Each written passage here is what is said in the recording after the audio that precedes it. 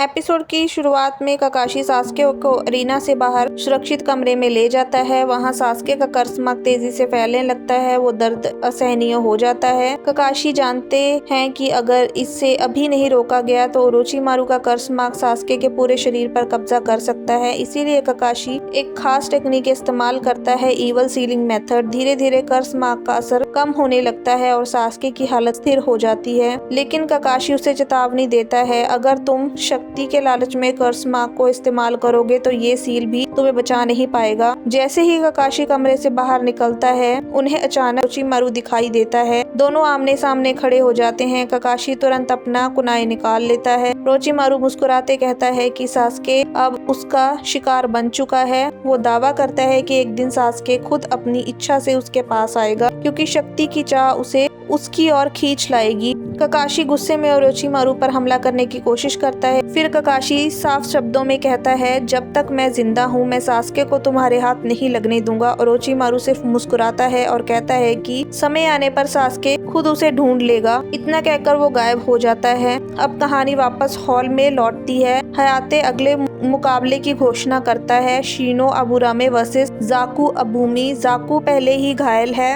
और क्योंकि सास्के ने फॉरेस्ट ऑफ डेथ में उसकी दोनों हाथ बुरी तरह घायल कर दिए हैं, फिर भी वो लड़ने का फैसला करता है। मैच शुरू होते ही जाकू अपने एयर प्रेशर जुत्सु से शिनो पर हमला करता है, लेकिन शिनो बिना घबराए अपने कीड़ों को आगे भेज देता है। जाकू को लगता है कि उसके हमले काम कर रहे हैं, लेकिन असल में शिनो के इंसेक्ट्स धीरे धीरे उसका चक्रा खा रहे होते हैं। कुछ ही देर में जाकू अपने सबसे बड़े एयर ब्लास्ट का इस्तेमाल करता है, लेकिन उसके हाथों के अंदर शिनो के इंसेक्ट पहले ही पहुंच चुके होते हैं। जब जाकू अटैक करता है तो दबाव बाहर निकलने के बजाय उसके अपने हाथों के अंदर फट जाता है। दोनों हाथ बुरी तरह घायल हो जाते हैं और जाकू दर्द से जमीन पर गिर पड़ता है। हयाते तुरंत शिनो को विजेता घोषित कर देता है। पूरे हॉल में मौजूद निंजा शिनो की शांत लेकिन खतरनाक रणनीति देखकर हैरान रह जाते हैं। मैच खत्म होने के बाद नारुतो और कीबा शिनो की तरफ देख तारीफ करते हैं। दूसरी तरफ ओरोचिमारू दूर कहीं छिपकर मुस्कुरा रहा होता है। उसे यकीन है कि सास्के का कर्स्माक एक दिन अपना असर जरूर दिखाएगा। एपिसोड के एंड में हयाते अगले प्रीलिमिनरी मैच की तैयारी करते हैं। यही